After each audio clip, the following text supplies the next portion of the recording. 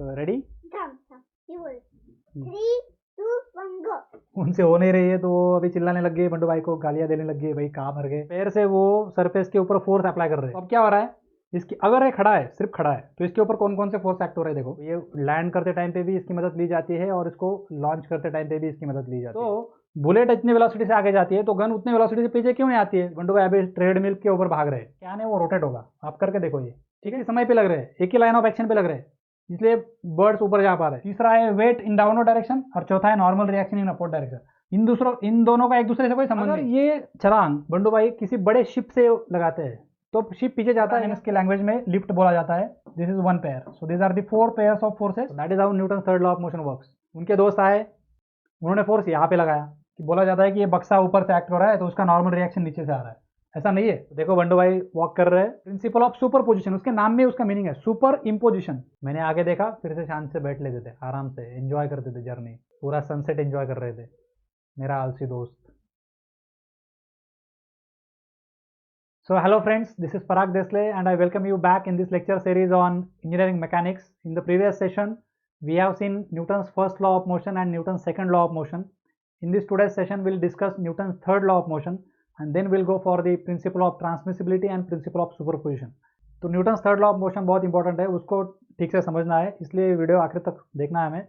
उसके बहुत सारे एग्जांपल्स एनिमेशंस मैंने बनाए हैं, तो वो ज़रूर आपको उसकी अंडरस्टैंडिंग क्लियर करने के लिए हेल्प करेंगे। तो इसको बहुत इंपॉर्टेंट है, इस वीडियो को स्किप नहीं करना है।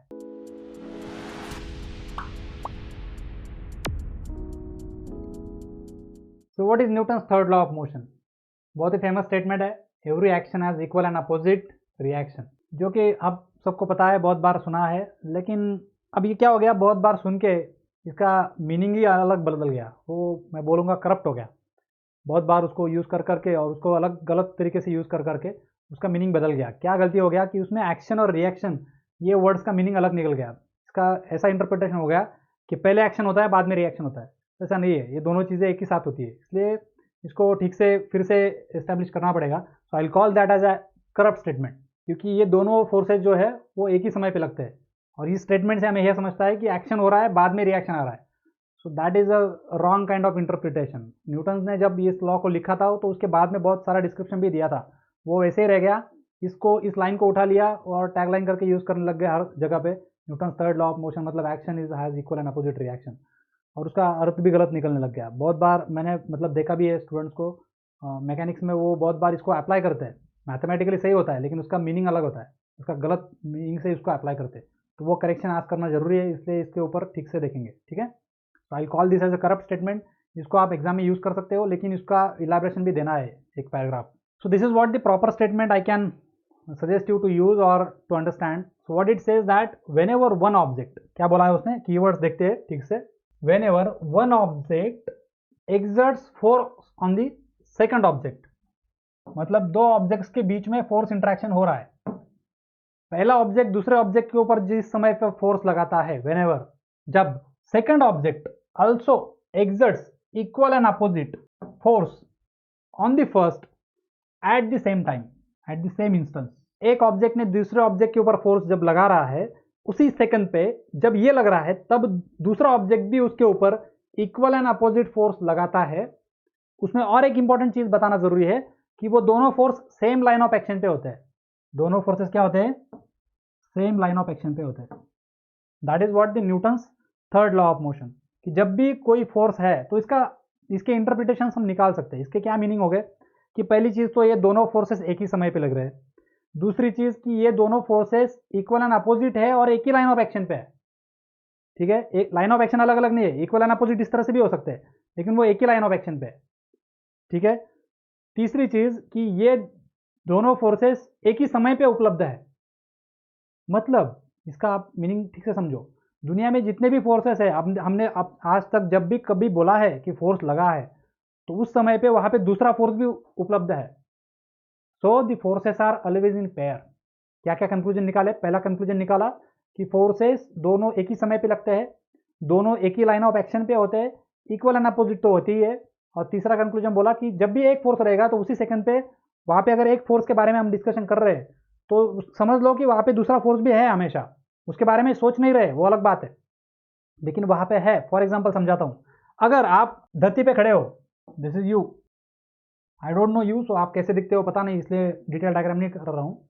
ये आप हो, आप कहाँ पे खड़े हो? धरती पे खड़े हो। तो आपके ऊपर फोर्स लग रहा है, कौन खींच रहा है आपको? धरती खींच रही है। So that is your weight, right? m into g, that is your weight. इतना फोर्स आपके बॉडी के ऊपर लग रहा है। तो ये लॉ बोलता है कि ये एक अकेला कभी नहीं हो सकता है, उसके साथ दूसरा फोर्स ऑलरेडी है वहां पे। वो कौन है? इक्वल एंड अपोजिट है, एक ही लाइन ऑफ एक्शन पे रहेगा। तो जितना फोर्स, ये फोर्स कौन लगा रहा है आपके ऊपर, आपके बॉडी के ऊपर? ये फोर्स कौन लगा रहा है? ये आपके ऊपर अर्थ लगा रही है, अर्थ आपको खींच रही है। तो इसका मतलब आप भी अर्थ को उतने ही फोर्स से खींच रहे हो। सो अर्थ के सेंटर ऑफ ग्रेविटी के ऊपर उतना ही फोर्स आप भी लगा रहे हो। दोनों फोर्स एक ही समय पे लग रहे हैं। अभी मैं खड़ा हूं यहाँ पे, जितने फोर्स से मुझे ग्रेविटी खींच रही है, उतने ही फोर्स से मैं भी अर्थ को खींच रहा हूं। ये दोनों फोर्स एक ही समय पे वहां पे उपलब्ध है। फर्क क्या है? दोनों फोर्स अलग अलग बॉडीज पे लग रहे हैं। ये वाला फोर्स मेरी बॉडी पे लग रहा है, ये वाला फोर्स अर्थ के ऊपर लग रहा है। ये भी गलत फहमी होती है हमेशा, इसको ठीक से समझना है। दोनों फोर्स अलग अलग बॉडीज पे लगते हैं। क्या क्या कंक्लूजन है फिर? एक तो दोनों फोर्स इक्वल एंड अपोजिट रहेंगे, दोनों एक ही समय पे उपलब्ध रहेंगे। एक फोर्स अगर है तो वहां पे दूसरा भी है, forces are always in pair.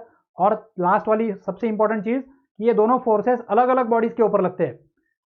एक फोर्स मेरे बॉडी पे लग रहा है तो मैं ग्रेविटी इक्वल एंड अपोजिट दूसरी बॉडी पे, जो बॉडी मुझ पे फोर्स लगा रही है उसके ऊपर भी लगा रहा हूं। तो मतलब अर्थ के ऊपर मैं भी फोर्स लगा रहा हूं।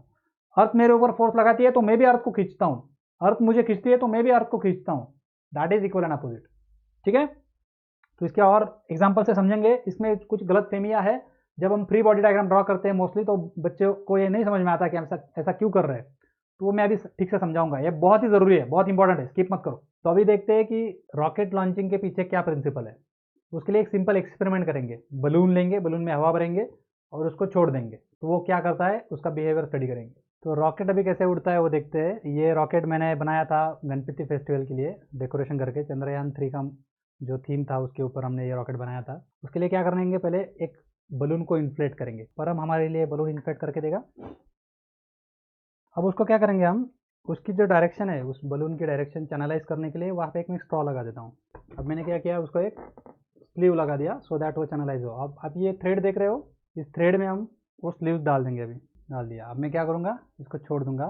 तो हम ऑब्जर्व करते हैं कि बलून कहाँ जाता है। ठीक है, तो ready? 3, 2, 1, go. Fail, experiment failed. 3, 2, 1, go.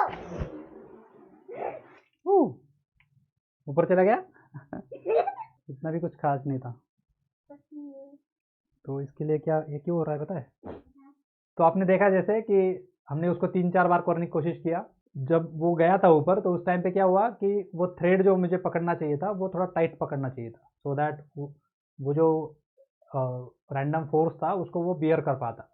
Thread ढीला होने की वजह से क्या हो गया, उसका डायरेक्शन डिफ्लेक्ट हो गया, इसलिए वो ठीक से ऊपर नहीं गया। और थर्ड टाइम तो बलून फूट ही गया, इसलिए हम उसको रिपीट भी नहीं कर पाए। पर हम भी बहुत अपसेट हुआ था। एनीवेज, आपको प्रिंसिपल तो समझ गया कि जब भी हम एयर पीछे जाएगा तो एयर के ऊपर बलून का सरफेस फोर्स लगा रहा है। क्या हो रहा है, बलून का सरफेस जो है एयर के ऊपर फोर्स लगा रहा है। तो एयर भी equal and opposite force balloon के सरफेस के ऊपर लगाता है और इसलिए बलून का सरफेस ऊपर जाता है। ओके, यही प्रिंसिपल हर रॉकेट में होता है। जैसे विक्रम लैंडर जो था हमारा, जो मून पे गया था, तो ये लैंडर में भी क्या होता है, नीचे एक रॉकेट होता है। जब ये लैंड करना चाहता है तो यहाँ पे 4 छोटे छोटे रॉकेट्स होते हैं।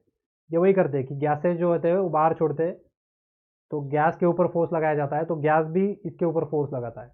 तो ये लैंड करते टाइम पे भी इसकी मदद ली जाती है और इसको लॉन्च करते टाइम पे भी इसकी मदद ली जाती है। नेक्स्ट, आपने ट्रेडमिल का एग्जांपल देखा होगा। ट्रेडमिल पे अपने कभी भागे होंगे। बंडू भाई शाम को जिम को चले गए और अभी आप एनिमेशन भी आपके लिए बनाया मैंने। देखते हैं कि बंडू भाई अभी ट्रेडमिल के ऊपर भाग रहे हैं। तो देखो तो क्या हो रहा है, बंडू भाई ट्रेडमिल के सरफेस के ऊपर फोर्स लगा रहे हैं। ठीक है, तो equal and opposite force treadmill का सरफेस भी बंडू भाई के ऊपर लगा रहा है। मतलब दोनों फोर्स एक ही समय पे अवेलेबल है। Forces are always in pair और दोनों फोर्स अलग अलग बॉडीज के ऊपर लग रहे हैं। एक फोर्स लग रहा है बंडू भाई के ऊपर, दूसरा फोर्स लग रहा है फ्लोर के ऊपर, उस ट्रेडमिल के प्लेटफॉर्म के ऊपर। ठीक है, व्हेन बर्ड्स फ्लाई, जब भी बर्ड फ्लाइज होते, आपने देखा होगा क्या करते हो, उनके पंखों से उस हवा को नीचे दबाते। जैसे हम हवा को नीचे दबाते हैं, हवा उनके पंखों को ऊपर फोर्स देती है। So equal and opposite force, एक फोर्स लग रहा है हवा के ऊपर, दूसरा फोर्स लग रहा है उसके विंग्स के ऊपर। See the animation, so you can see wings are applying the force on the air, at the same time air is also applying equal and opposite force on the wings. दोनों force अलग bodies पे लग रहे हैं, एक ही body पे नहीं लग रहे, एक ही समय पे लग रहे हैं, एक ही लाइन ऑफ एक्शन पे लग रहे हैं, इसलिए बर्ड्स ऊपर जा पा रहे हैं। नेक्स्ट, आपने देखा होगा कि अगर कोई बोट से कूदता है, जैसे बंडू भाई दिख रहा है भैया, यहाँ पे क्या है, ये बोट है, छोटी सी नाव है, बोट है, जो कि किनारे के नज़दीक है। अभी वहाँ से उसको उधर कूदना है, तो क्या करेगा बंडू भाई, उसके ऊपर पैर रखेगा और ऊपर छलांग लगाएगा। जब वो छलांग लगाता है, आपने ऑब्जर्व किया होगा, ये बोट भी पीछे जाता है, बंडू भाई आगे जाता है, बोट पीछे जाता है। आपके लिए एनिमेशन बनाया मैंने, देखो, see the boat is going back. जैसे ही बंडू भाई ने छलांग लगाई, बोट पीछे जा रही है। क्लियर? अगर ये छलांग बंडू भाई किसी बड़े शिप से लगाते हैं तो शिप पीछे जाता है क्या? अभी ऑब्जर्व दिस, ये छोटा बोट है, इसलिए उसके ऊपर अगर छलांग लगा रहे हैं तो बोट पीछे जा रहा है, मानते हैं। अगर सेम छलांग वो एक बड़ी शिप के ऊपर से लगाते हैं तो शिप के ऊपर वो फोर्स लगा रहे हैं एंड शिप भी equal and opposite force Bandu भाई के ऊपर लगा रही है, इसलिए बंडू भाई आगे जा रहे हैं। तो बड़ा शिप पीछे क्यों नहीं जा रहा है? क्यों नहीं जा रहा है? देखो फॉर एग्जाम्पल, इसका वजह है, हमने देखा जैसे फोर्स क्या होता है, मास इंटू एक्सलरेशन। बंडू भाई के ऊपर लगता है तो बंडू भाई का मास और बंडू भाई का एक्सलरेशन, और इक्वल एंड अपोजिट फोर्स किसके ऊपर लग रहा है? शिप के ऊपर लग रहा है। तो शिप का मास इंटू एक्सलरेशन, अभी S H double E P है या एस एच आई पी है, आई डोंट नो, शायद एस एच आई पी है। तो ये बड़े शिप के ऊपर, अभी देखो बंडू भाई का मास बहुत कम है तो फोर्स की वजह से एक्सलरेशन ज़्यादा है, आगे चलेंगे। अब उतना ही फोर्स इधर लग रहा है, लेकिन इसका इधर क्या है, शिप का मास बहुत ज़्यादा है, तो इसलिए पीछे जाने वाला एक्सलरेशन जो है बहुत निग्लिजिबल है, वो आपको नोटिस भी नहीं होगा, बहुत कम है। एंड इस वजह से हमारा पीछे जाने वाला शिप हमें दिखता नहीं है। वैसे उसके ऊपर भी फोर्स लग चुका है, वैसे उसको भी कुछ एक्सलरेशन मिल चुका है, लेकिन वो एक्सलरेशन बहुत निग्लिजिबल है, वो आपको नोटिस नहीं होगा।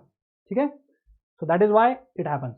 नेक्स्ट एग्जाम्पल देख लो, बंडू भाई शाम को बाद में स्विमिंग करने चले गए स्विमिंग पूल में, ठीक है ना, लेकिन देख रहे हो बंडू भाई पानी के ऊपर फोर्स लगा रहा है तो पानी भी बंडू भाई के ऊपर फोर्स लगा रहा है, इसलिए वो तैर पा रहा है। तो that is how Newton third law of motion works. दोनों फोर्सेस इक्वल एंड अपोजिट रहेंगे, एक ही समय पे रहेंगे, force always exist in pair. Bandu भाई जब छोटे थे तो वो जब वॉकिंग कैसे करते होंगे, तो इसका मैंने एनिमेशन छोटा सा बनाया है, आप देख सकते हो। तो देखो बंडू भाई वॉक कर रहे हैं, अभी ये क्या हो रहा है, बंडू भाई सरफेस के ऊपर फोर्स अप्लाई कर रहे हैं रोड के ऊपर, तो रोड भी equal and opposite force Bandu भाई के ऊपर अप्लाई कर रहा है, इसलिए बंडू भाई आगे जा रहे हैं। अगर बंडू को स्केटिंग दे दिया जाए तो क्या करेगा बंडू, देखो पैर से वो सरफेस के ऊपर फोर्स अप्लाई कर रहे हैं, तो जैसे ही वो पैर से अपने ग्राउंड के ऊपर फोर्स अप्लाई करते हैं, ग्राउंड भी उनको equal and opposite force apply करता है, इसलिए बंडू भाई आगे जाते हैं। On the basis of this heroes was the scientist who made this invention, that is heroes engine, जिसमें उन्होंने क्या किया था कि एक स्पेरिकल शेल में हाई प्रेशर स्टीम लिया और उस स्टीम को दो नोजल्स से बाहर फेंक दिया। तो जैसे यहाँ पे देखो, इसके अंदर अगर हाई प्रेशर स्टीम है जो एक शाफ्ट के ऊपर माउंट है, और यहाँ से अगर वो स्टीम को बाहर फेंकते हो, तो जैसे बलून में हुआ था, बलून में क्या हुआ था, वो फ्लूइड बाहर जब जाएगा तो वो इक्वल एंड अपोजिट रिएक्शन देगा। तो जैसे ही वो बाहर जाएगा, इसका वेलोसिटी इधर बढ़ेगा तो वो इक्वल एंड अपोजिट रिएक्शन देगा, इसकी वजह से यह ऐसा रोटेट होगा। That is how we got the rotary motion, that is any device which gives the rotary motion is called as engine.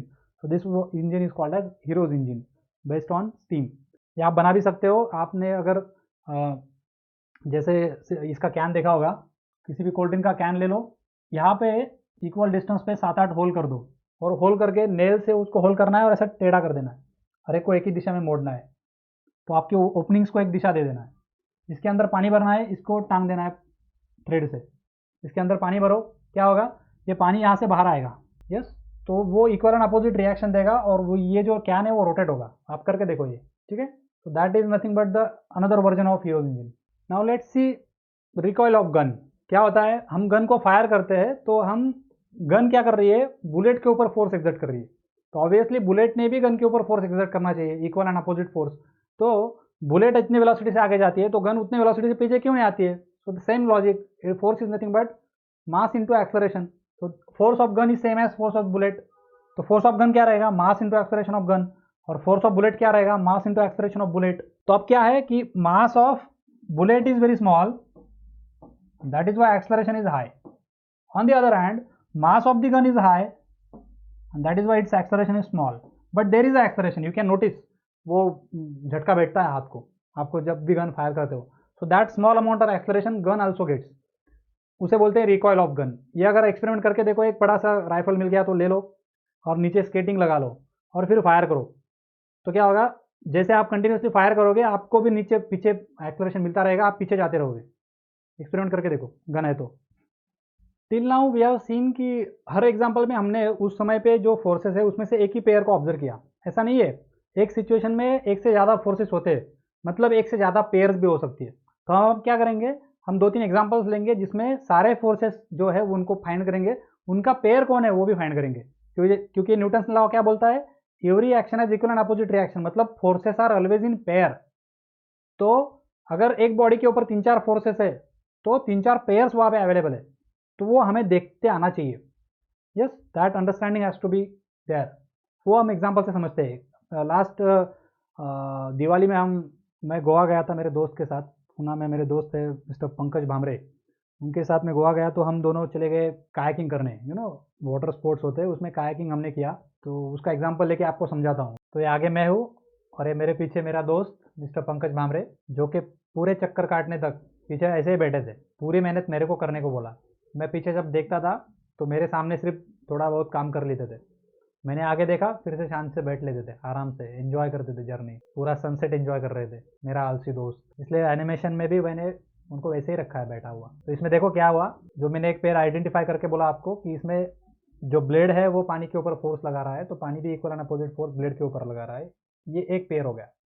तो इसको अच्छे से एनालाइज करते हैं। इसके अंदर और कुछ पेयर्स है, और कुछ फोर्सेस के पेयर्स है जिनको हम अभी एनालाइज करते हैं, ठीक है।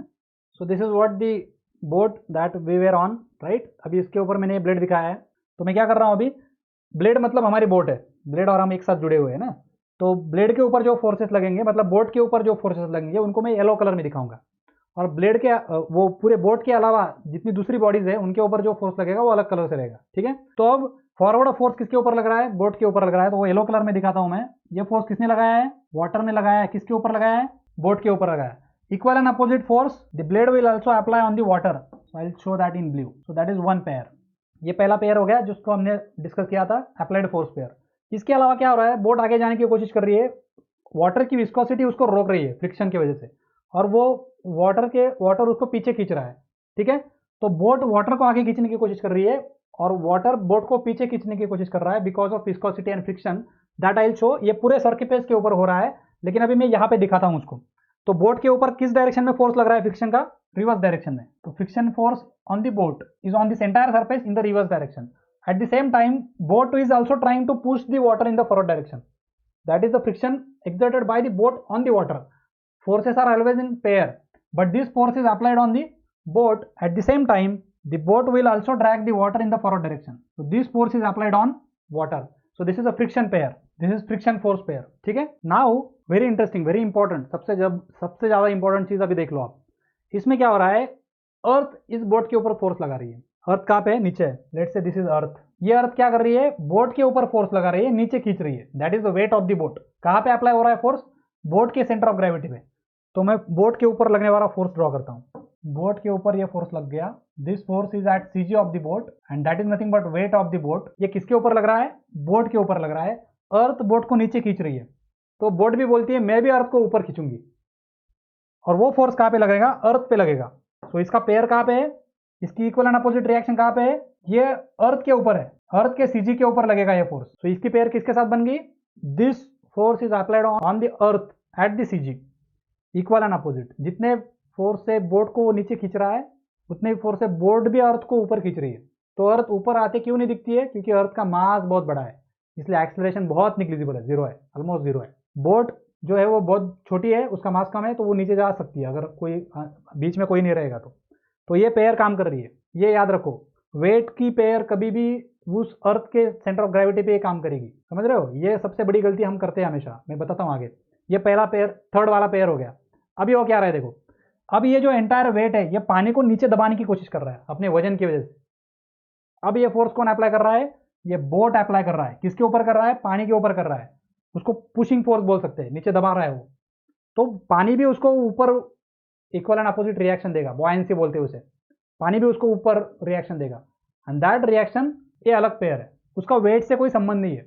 इन सम केसेस ये जो पुशिंग फोर्स है ये इक्वल टू वेट हो सकता है, नीचे दबाने वाला जो फोर्स है वो वेट हो सकता है, उसकी अमाउंट वेट हो सकती है, लेकिन वो फोर्स किस पे ऊपर लग रहा है, पानी के ऊपर लग रहा है। तो पानी भी इक्वल एंड अपोजिट फोर्स ऊपर लगाएगा। पानी के ऊपर कौन सा फोर्स लगा रहा है, ये बोट, पूरी की पूरी बोट पानी के ऊपर ये फोर्स लगा रही है। Let's say mass of the boat is applied pushing this because of mass, ये इसको दबा रहा है, तो क्या करेगा, पानी भी उसको इक्वल एंड अपोजिट रिएक्शन देगा। That will act on the boat, ये बोट के ऊपर एक्ट करेगा, and that we call that as normal reaction. In fluid mechanics we call that as buoyancy, spelling आता नहीं मुझे। So normal reaction and this pushing force they makes one pair. तो इसका मतलब ये नहीं कि वेट का ये रिएक्शन हो गया, ये नहीं है। वेट का रिएक्शन कहाँ है, इधर है, सीजी पे है। ये पुशिंग फोर्स का ये दूसरा रिएक्शन है। अब इसमें सारे येलो फोर्सेज जो है वो बोट पे लग रहे हैं, बाकी दूसरे कलर के फोर्सेज जो है दूसरे ऑब्जेक्ट्स के ऊपर लग रहे हैं। जैसे ये 3 फोर्सेज जो है वो पानी के ऊपर लग रहे हैं और ये चौथा वाला फोर्स अर्थ के ऊपर लग रहा है। सो अगर हम बोट का एबीडी बनाते हैं, सिर्फ बोट को स्टडी करेंगे, तो बोट के ऊपर 4 फोर्सेज लग रहे हैं, दिख रहे हैं। एक है फॉरवर्ड अप्लाइड फोर्स, दूसरा है फ्रिक्शन ड्रैग, तीसरा है वेट इन डाउनवर्ड डायरेक्शन और चौथा है normal reaction in upward direction. इन दोनों का एक दूसरे से कोई संबंध नहीं। गेटिंग और नॉट। बोट के ऊपर क्या क्या लग रहा है, देखो, वेट डाउनवर्ड डायरेक्शन में लग रहा है, फ्रिक्शन फोर्स पीछे लग रहा है, अप्लाइड फोर्स आगे लग रहा है और नॉर्मल रिएक्शन। नॉर्मल रिएक्शन का वेट से कोई संबंध नहीं है, अभी मैंने बताया, ठीक है। That is the free body diagram of the boat. So that are the 4 pairs of forces available in this particular situation. ऐसे अलग एक सिचुएशन और देखते हैं। ये पानी में था, अब हवा में देखते हैं। So let me draw the airplane. हवा में उड़ रहा है समझो, तो उसके ऊपर कौन कौन सी फोर्स पेयर्स है वो देखते हैं। सो this is the airplane, let's say it is flying in the air, okay. अब इसके ऊपर क्या है, देखो, जिसमें ये इंजन होता है, आपको पता होगा, यहाँ पे इंजन है, ये फोर्स क्रिएट करता है इसको आगे लेके जाने के लिए। तो इंजन को मैं इधर ड्रॉ करता हूँ, समझो, ये इंजन यहाँ पे दिखाया अलग से, इसके ऊपर जो फोर्स लगेगा वो पूरे प्लेन के ऊपर लगेगा, ठीक है। तो क्या हो रहा है, इंजन में क्या होता है, इंजन में जो गैसेस होते हैं वो बर्न किए जाते हैं, टरबाइन के ऊपर भेज जाते हैं और ये गैसेस पीछे जाते हैं यहाँ से। So there is a gas here. अब क्या हो रहा है, ये गैसेस इस इंजन के ऊपर फॉरवर्ड फोर्स एक्सर्ट कर रहे हैं, that is called as thrust. इसकी वजह से इंजन आगे जाता है। तो येलो कलर में मैं इंजन के ऊपर जो फोर्सेस लगेंगे प्लेन के ऊपर वो दिखाऊंगा। सो this is the forward thrust. तो इसका इक्वल एंड अपोजिट पेयर कहाँ रहेगा, वो गैस के ऊपर लगेगा, गैसेस को पीछे ढकेला जाएगा, इक्वल एंड अपोजिट, इसलिए गैसेस पीछे जाएंगे। सो this is a thrust pair, ठीक है। ये किसके ऊपर लगा, इंजन के ऊपर लगा, मतलब कहाँ पे, यहाँ पे लगा, तो ये आगे जाएगा क्योंकि आगे थ्रस्ट लग रहा है, ठीक है। सिमिलरली एयर क्या करेगी, इसको पीछे खींचने की कोशिश करेगी। बाहर की एयर जो है फ्रिक्शन की वजह से ड्रैग क्रिएट करेगी, आगे जाने नहीं देगी। तो वो उसके रास्ते में खड़ी रहेगी, तो वो उसको फ्रिक्शन करेगी, आगे जाने नहीं देगी, तो उसे बोलेंगे ड्रैग। तो एयर इसको पीछे खींचने की कोशिश करेगी, प्लेन एयर को आगे खींचने की कोशिश करेगा। तो प्लेन के ऊपर कौन सा फोर्स लगेगा, फ्रिक्शन ड्रैग लगेगा। मैं पूरे सरफेस के ऊपर लग रहा है, सिंबॉलिकली मैं इधर दिखाता हूँ। तो दिस इज फ्रिक्शन पेयर। ये फोर्स किसने लगाया, एयर ने प्लेन के ऊपर लगाया। तो प्लेन भी क्या करेगा, एयर को आगे आगे खींचने की कोशिश करेगा। So on air, this force is on air, white में दिखा इसलिए। ये फ्रिक्शन फोर्स येलो प्लेन पे लग रहा है, ठीक है। ये 2 फोर्सेस हो गए। अब तीसरा देखो, वेट जो है वो कहाँ पे लगेगा, सीजी पे लगेगा। तो ये प्लेन का सीजी है समझो, तो ये सीजी पे कौन लग रहा है, उसका वेट लग रहा है। Now you tell me where is the equal and opposite reaction. Equal and opposite force कहाँ पे लगा, अर्थ पे लगा, that is reaction of this weight. ये हो गया तीसरा पेयर। अब चौथा पेयर क्या है, ये पूरा प्लेन इसको नीचे दबाने की, एयर को नीचे दबाने की कोशिश करेगा अपने वजन की वजह से। तो एयर भी उसको ऊपर ले उठाने की कोशिश करेगी, ठीक है, दैट इज लिफ्ट। वो पर्टिकुलरली पूरे बॉडी के ऊपर लगता है, उससे सबसे ज़्यादा वो प्लेन के ब्लेड पे लगता है। तो प्लेन का ब्लेड में इधर साइड में लेके लेता हूँ। लिफ्ट फोर्स जो है वो सबसे ज़्यादा प्लेन के ब्लेड के ऊपर लगता है। तो अब ये पूरा प्लेन मिलके क्या कर रहा है, एयर के ऊपर डाउनवर्ड फोर्स लगा रहा है। तो एयर के ऊपर इसलिए व्हाइट दिखाता हूँ। तो ये अपने वजन की वजह से उस एयर को दबाने की कोशिश करेगा नीचे, तो एयर भी उसको ऊपर फोर्स रिएक्शन देगी, जिसे हम नॉर्मल रिएक्शन बोलेंगे, जिसे एरोडायनेमिक्स की लैंग्वेज में लिफ्ट बोला जाता है। This is one pair. So this are the 4 pairs of forces. Lift उसे ऊपर उठाएगा, थ्रस्ट उसे आगे भेजेगा, वेट उसे नीचे पुल करने की कोशिश करेगा, ड्रैग उसे नीचे पीछे पुल करने की कोशिश करेगा। इस तरह से चारों फोर्सेस प्लेन के, अगर प्लेन की एफबीडी बनाता हूँ तो 4 ही फोर्सेस आएंगे, क्योंकि प्लेन के ऊपर 4 फोर्स लग रहे हैं। कौन है, वेट है, फ्रिक्शन है, थ्रस्ट है और लिफ्ट है, ठीक है। So this is the FBD of plane. You can see thrust, drag, lift and weight. Weight का रिएक्शन कहाँ पे है, अर्थ के सरफेस के ऊपर, अर्थ के सेंटर ऑफ ग्रेविटी के पे है। नाउ लेट अस सी वेरी क्लासिकल सिचुएशन, जिसमें एक बक्सा होता है जो एक प्लेटफॉर्म पे रखा होता है, उस बक्से का वेट नीचे लग रहा होता है। ये सिचुएशन बहुत बार आती है हमारे न्यूमेरिकल्स में, तो ये बहुत इंपॉर्टेंट है समझने के लिए।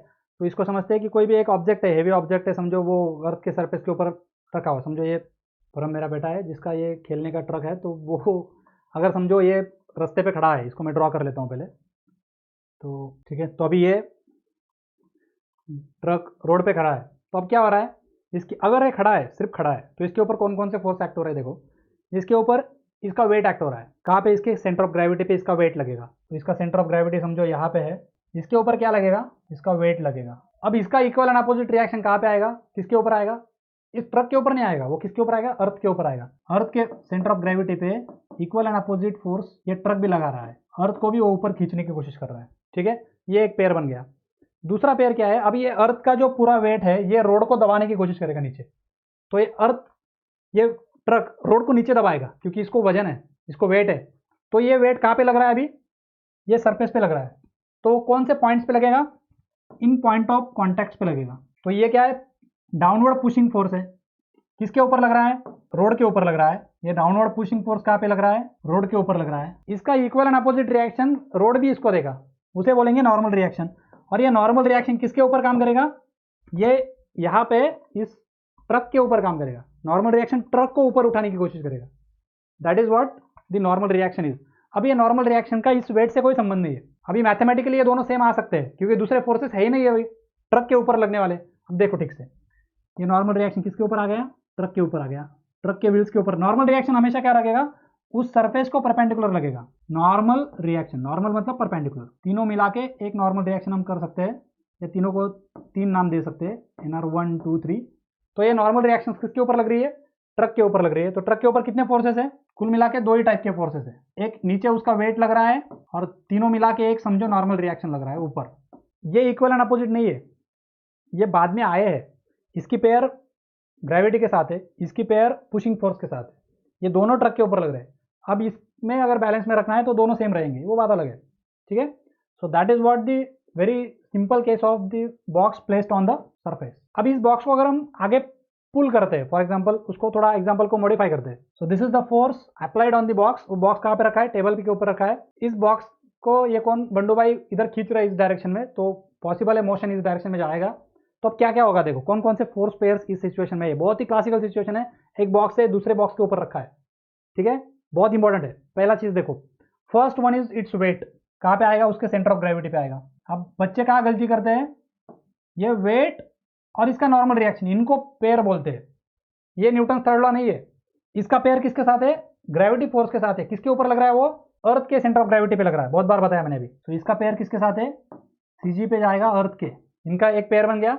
दूसरा क्या भाई, ये फोर्स अगर इसको इधर खींच रहा है बक्से को बंडू भाई, तो बक्सा खींचना नहीं चाहता है, नहीं जाएगा आगे, तो वो बंडू भाई को भी इधर खींच रहा है, तो यहाँ पे भी एक पेयर है। तो ये जो जैसे येलो एरो दिखाया मैंने, ये किसके ऊपर है, बक्से के ऊपर है। This force is on the box, the box will also apply the equal and opposite force on the Bandu भाई, ठीक है। बक्सा जब आगे जाएगा तो इसको फ्रिक्शन पीछे खींचने की कोशिश करेगा, तो फ्रिक्शन मतलब ये नीचे वाला टेबल का सरफेस इसको पीछे खींचेगा, बक्सा उस सरफेस को आगे खींचेगा। This is friction pair. तो फ्रिक्शन फोर्स लग रहा है सरफेस के ऊपर और सरफेस उसको, बक्सा उसको आगे खींच रहा है टेबल को, तो टेबल के ऊपर फ्रिक्शन फोर्स लग रहा है, तो this is called as friction pair, right. Now these are the three pairs, is there anything remaining, of course.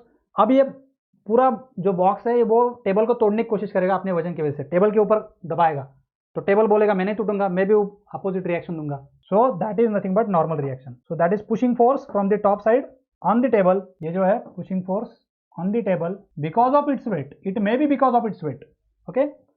Pushing force downward है तो टेबल भी उसको इक्वल एंड अपोजिट रिएक्शन देगा, जो किस पे लगेगा, बॉक्स पे लगेगा। सो दैट इज नॉर्मल रिएक्शन। अब मुझे बताओ, ये नॉर्मल रिएक्शन और वेट, ये जो W है, ये एक दूसरे की पेयर है क्या, नहीं है। बहुत बार ऐसा पढ़ाया जाता है, बहुत बार देखा है मैंने कि बोला जाता है कि ये बक्सा ऊपर से एक्ट हो रहा है तो उसका नॉर्मल रिएक्शन नीचे से आ रहा है, ऐसा नहीं है।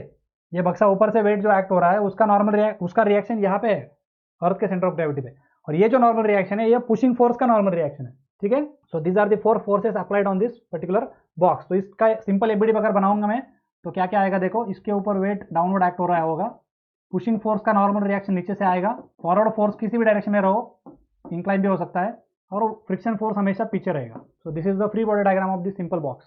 This is based on Newton third law of motion. Newton third law of motion पढ़ाने का मेरा पर्पज ये है कि हम जब भी अभी आगे फ्री बॉडी डायग्राम ड्रॉ करेंगे तो यहाँ पे ये इस अंडरस्टैंडिंग से ड्रॉ करेंगे। हम इसको रट भी सकते हैं कि ऊपर से वेट आ रहा है उसका नॉर्मल रिएक्शन, ये ऐसा नहीं है, ठीक है, मैंने क्लियर किया अभी। So that is how Newton third law of motion works. Now let us see Newton law of gravitation. इसी लाइन में उसका चौथा लॉ भी है, न्यूटन लॉ ऑफ ग्रेविटेशन। उसमें क्या होता है, दो, वो बोलता है कि दो मासेस जो होते हैं वो एक दूसरे को अट्रैक्ट कर रहे हैं। मैंने बोला था पहले लेक्चर में, बोला था कि दुनिया की हर बॉडी दूसरे बॉडी को अट्रैक्ट कर रही है।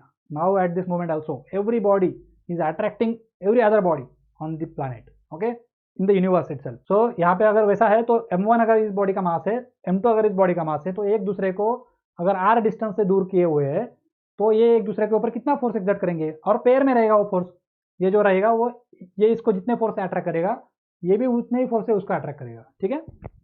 वो कितना रहता है, तो न्यूटन बोलता है कि भाई ये वो उनके मास का मल्टीप्लिकेशन डिवाइड बाय रेडियस का स्क्वायर, ये डायरेक्टली प्रोपोर्शनल है। कांस्टेंट ले लोगे तो जी आएगा, उसका एक्सपेरिमेंटल वैल्यू, ये कुछ वैल्यू डिटरमाइन किया है 66.73 इंटू 10⁻12 मीटर क्यूब पर केजी सेकंड स्क्वायर।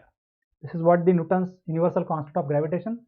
इस फॉर्मूले से हम कितना ग्रेविटी फोर्स अट्रैक्ट कर रहा है दो बॉडीज के ऊपर, अंदर काम कर रहा है, वो हम फाइंड कर सकते हैं। इसी फॉर्मूले को यूज करके हम जी की भी वैल्यू डिराइव कर सकते हैं, mass into acceleration due to gravity ना। सो दैट जी, इसको अगर एम जी से कंपेयर करेंगे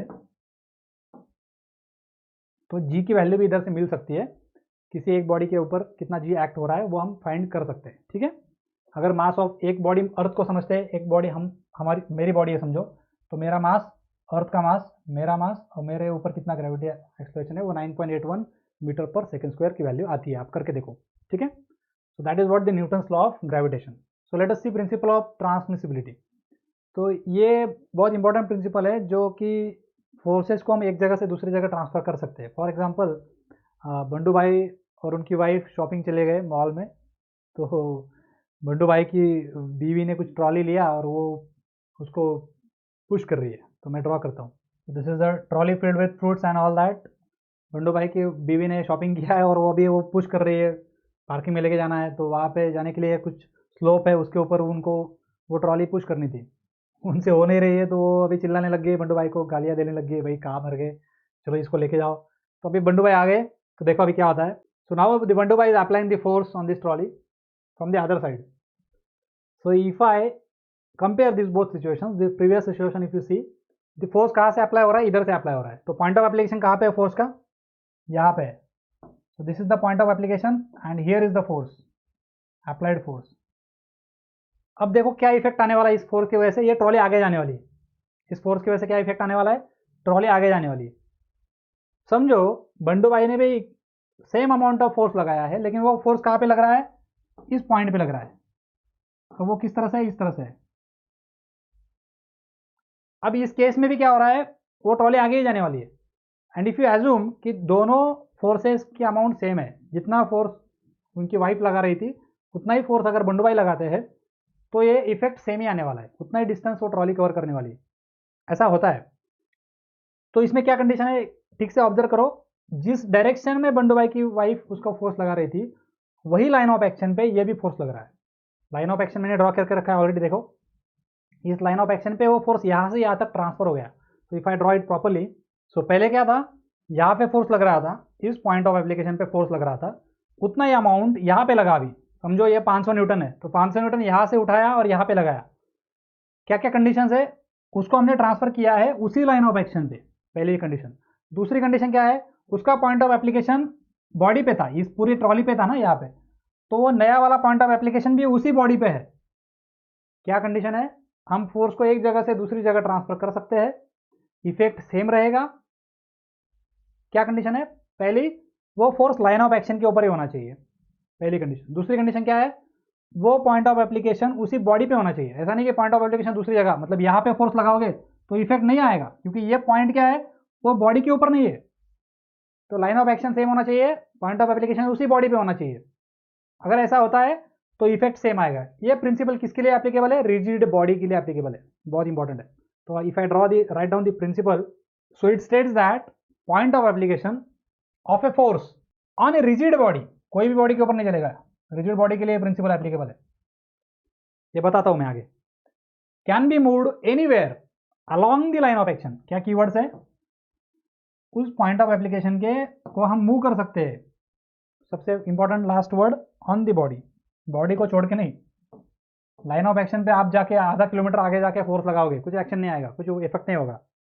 उस बॉडी पे ही वो फोर्स होना चाहिए, और वो फोर्स उस लाइन ऑफ एक्शन के ऊपर कहाँ पे भी लगा सकते हो, तो इफेक्ट क्या आएगा, सेम ही आएगा। Both the situations are same. So that is what is said by principle of transmissibility. For example, दूसरा एग्जाम्पल, परम की जो ट्रक था उसको हमने खड़ा किया, बंद पड़ गई है, तो बंडू भाई को बोला कि भाई ढकेलो इसको थोड़ा, तो बंडू भाई आए, उन्होंने ट्राई करके देखा तो वो थोड़ा सा आगे गई। समझो बंडू भाई ने 500 न्यूटन फोर्स लगाया, उनके दोस्त आए, उन्होंने फोर्स यहाँ पे लगाया, ठीक है, यहाँ पे उन्होंने भी 500 न्यूटन लगाया, तो उतनी ही गाड़ी आगे गई। उनके दोस्त आए, उन्होंने फोर्स यहाँ पे लगाया, तो यहाँ पे भी उन्होंने उतना ही फोर्स लगाया, 500 न्यूटन ही लगाया, तो उतनी ही गाड़ी आगे गई। मतलब क्या, इस लाइन ऑफ एक्शन पे मैं फोर्स कहीं पे भी लगाऊंगा तो एक्शन सेम आए, रिजल्ट सेम आएगा, as long as the point of application is on the body and as long as the magnitude of the force is same. ठीक है, सेम अमाउंट ऑफ फोर्स मैं कहाँ पे भी लगाऊंगा तो उसका इफेक्ट क्या आएगा, सेम ही आएगा।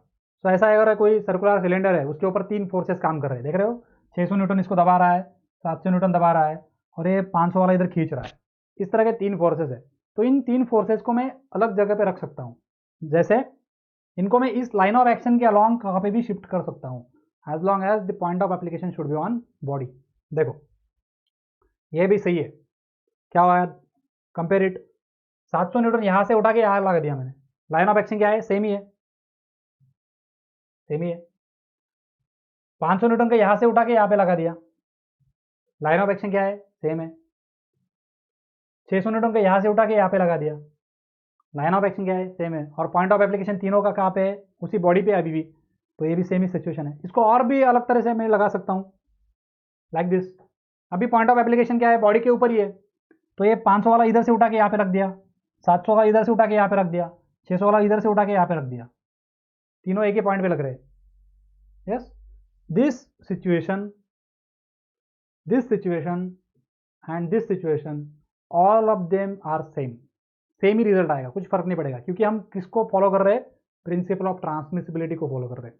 किसके लिए चलेगा, सिर्फ रिजिड बॉडी के लिए चलेगा। अगर बॉडी रिजिड नहीं है, फॉर एग्जांपल समझो ये बॉडी ऐसी है कि वो फोर्स लगाने के बाद डिफॉर्म हो जाती है, तो अब हम क्या करते हैं, ये 500 न्यूटन इधर से लगाते हैं और बाद में इधर से लगा के देखते हैं, इसको इधर से पुश कर रहे हैं, बाद में इसको पुल करके देखते हैं, और क्या होता है देखते हैं। अगर बॉडी डिफॉर्मेबल है तो क्या होगा, देखो यहाँ से 500 न्यूटन जब लगाऊंगा तो डिफॉर्मेशन हो जाएगा, तो इस तरह से दिखेगा बॉडी, दिख रहा है, ये एंड क्या हो गया, डिफॉर्म हो गया, सही है। अब हम इसको पुल करके देखते हैं, पुल करेंगे मतलब क्या, ये फोर्स मैंने यहाँ से यहाँ पे उठा के लगा दिया, तो क्या हो गया, ये एंड एलोंगेट हो गया। लास्ट टाइम पे क्या हुआ था, इस तरह से बेंड हो गया, फोर्स को उधर शिफ्ट किया, इस तरह से डिफॉर्म हो गया। तो मतलब क्या, ये अगर डिफॉर्मेबल बॉडी है तो इसके लिए ये प्रिंसिपल एप्लीकेबल नहीं है। ये प्रिंसिपल किसके लिए एप्लीकेबल है, सिर्फ रिजिड बॉडी के लिए एप्लीकेबल है। ये एग्जांपल से मैंने उसको समझा दिया। Now let us see principle of superposition. तो इसमें फॉर एग्जांपल हम लेते हैं कि बंडू भाई उनके दोस्तों के साथ टग ऑफ वॉर खेल रहे हैं, ठीक है, तो लेट मी ड्रॉ इट। तो ये बंडू भाई और उसका दोस्त एक दूसरे के साथ टग ऑफ वॉर खेल रहे हैं, आपने देखा होगा बहुत बार। तो ये बंडू भाई 300 न्यूटन से इधर खींच रहे हैं, 200 न्यूटन से इधर खींच रहे हैं, तो इसका रिजल्टेंट हमें पता है कि इधर आने वाला है, बंडू भाई जीतने वाले हैं वैसे भी। अब इस फोर्स सिस्टम में ये क्या है, एग्जिस्टिंग फोर्स सिस्टम, इसे क्या बोलेंगे, एग्जिस्टिंग फोर्स सिस्टम, आपका दिया हुआ फोर्स सिस्टम। अब ये प्रिंसिपल ऑफ सुपरपोजिशन क्या बोलता है कि आपके दिए हुए फोर्स सिस्टम में अगर आप एक दूसरा फोर्स सिस्टम ऐड करते हो कि जो फोर्स सिस्टम इक्विलिब्रियम में है, तो कुछ फर्क नहीं पड़ेगा। अब ये दोनों खेल रहे हैं इस तरह से, अभी इनकी दोस्त है, दो जुड़वा बहन है, दोनों एग्जैक्टली सेम है, बॉडी लैंग्वेज से लेके ताकत से लेके उनका फिजिकल स्ट्रेंथ सब सेम है, ठीक है, हाइट सब कुछ सेम है। दोनों सिस्टर्स ने क्या डिसाइड किया, इनकी मदद करेंगे, तो एक सिस्टर बंडू भाई की मदद करेगी, दूसरी सिस्टर उसके दोस्त की मदद करेगी। तो क्या होगा, देखो दोनों सिस्टर जुड़वा है, let me draw it. So these are the two sisters who are helping now, trying to help the Bandu and his friend. अभी क्या हो गया, देखो दोनों जुड़वा होने की वजह से दोनों इक्वल फोर्स लगाएंगी, इधर से 100 न्यूटन ये लगाएगी, तो उधर से वो 100 न्यूटन ये लगाएगी, तो ये दो 100 न्यूटन वाले फोर्सेज जो है ये ऐड किए हुए सिस्टम है, ये दोनों मिला के इक्विलिब्रियम बना रहे हैं, दोनों एक इधर से 100 उधर से 100 बैलेंस हो गया, तो इक्विलिब्रियम में आ गया। मतलब ये नया वाला फोर्स सिस्टम जो हमने ऐड किया एग्जिस्टिंग फोर्स सिस्टम में, वो ऑलरेडी क्या था, इक्विलिब्रियम में था, तो उसके ऐड करने की वजह से अब मुझे बताओ कुछ फर्क पड़ेगा क्या, बंडू भाई जो जीतने वाले थे वो हारने वाले क्या, नहीं, क्योंकि अभी भी क्या हो रहा है, इनका फोर्स ज्यादा ही है, इधर 100 ऐड हो गया तो उधर भी 100 ऐड हो गया, तो कुछ फर्क नहीं पड़ा। यही बोला है प्रिंसिपल ऑफ सुपरपोजिशन ने कि आप आपकी एग्जिस्टिंग सिस्टम ऑफ फोर्सेस में बाहर से फोर्स सिस्टम ऐड कर सकते हो या सब्सट्रैक्ट कर सकते हो, लेकिन कौन सी सिस्टम होनी चाहिए, जो ऐड कर रहे हैं या सब्सट्रैक्ट कर रहे हैं वो सिस्टम इक्विलिब्रियम में होने चाहिए। जैसे जिन्होंने ट्राई करके देख लिया, अब इन्होंने छोड़ दिया, दोनों फिर से वापस चली गई, मतलब हमने 100 न्यूटन फिर से माइनस कर दिया दोनों साइड से, मतलब हमने सब्सट्रैक्ट किया, ऐड किया या सब्सट्रैक्ट किया। जब तक वो फोर्स सिस्टम इक्विलिब्रियम में है तो उसको ऐड करो या निकाल दो, ओरिजिनल फोर्स सिस्टम में कुछ नहीं फर्क पड़ेगा, रिजल्ट वही आने वाला है, बंडू भाई जीतने वाले हैं। सो क्या लिखा है, it states that the effect of given system of forces, effect किसका effect, given system of forces, वो चेंज नहीं होगा। कब, another system of forces add करूंगा जो कि इक्विलिब्रियम में है, या सब्ट्रैक्ट करूंगा ऐड करूंगा तो भी कुछ फर्क नहीं पड़ेगा। जैसे ये देखा, इधर मैं उसको क्लियरली प्रेजेंट किया हूं, गिवन सिस्टम थी, उसमें हमने another system of equilibrium add कर दिया तो कुछ नहीं फर्क पड़ा, इससे इनको निकाल भी दिया तो भी कुछ फर्क नहीं पड़ेगा। So let us see this lever, इसके ऊपर क्या है, अभी 3 फोर्सेस एक्ट हो रहे हैं। अभी ये फोर्सेस क्या है, गिवन फोर्स सिस्टम है। अब इसके अंदर हम कुछ फोर्सेस ऐड भी कर सकते हैं, रिमूव भी कर सकते हैं, लेकिन कंडीशन क्या है, जो कुछ ऐड करेंगे वो इक्विलिब्रियम में होना चाहिए। जैसे देखो, this is another force system, 120 Newton upward apply किया तो 120 न्यूटन उसी पॉइंट पे डाउनवर्ड अप्लाई कर दिया, तो दोनों क्या कर देंगे, एक दूसरे को बैलेंस कर देंगे, तो ओरिजिनल सिस्टम को कुछ फर्क नहीं पड़ेगा। So another system of forces in equilibrium हमने ऐड कर दिया, तो ओरिजिनल सिस्टम को कुछ फर्क पड़ा क्या, नहीं पड़ा। ये इक्वेशन में या स्टेटमेंट में लिखा हुआ है, ऐड कर दो, इनको फिर से निकाल दो, कुछ फर्क नहीं पड़ेगा। Getting? So that is what the principle of super position, उसके नाम में उसका मीनिंग है सुपर इम्पोजिशन, मतलब आपके ओरिजिनल सिस्टम के ऊपर आप इंपोज कर दो दूसरा सिस्टम, कुछ फर्क नहीं पड़ेगा, लेकिन दूसरा सिस्टम जो इंपोज करोगे वो क्या होना चाहिए, इक्विलिब्रियम में होना चाहिए। ऐसा सिस्टम आप उसके ऊपर सुपर इंपोज कर सकते हो, that is the principle of super position, उसके नाम से उसका मीनिंग समझ जाओ। ट्रांसमिसिबिलिटी, एक जगह से दूसरी जगह हम ट्रांसफर कर रहे हैं, ठीक है। So that is how I have covered Newton's third law of motion, principle of super position and principle of transmissibility. I hope you enjoyed this effort of mine. If you like it, please hit the like button, share with your friends. If you are new, please subscribe the channel. Comment section में comment कीजिए आपको कैसा लगा, आपके कोई suggestion होंगे, feedback होगा तो प्लीज़ कमेंट सेक्शन में लिखिए, it will motivate me. Thank you very much.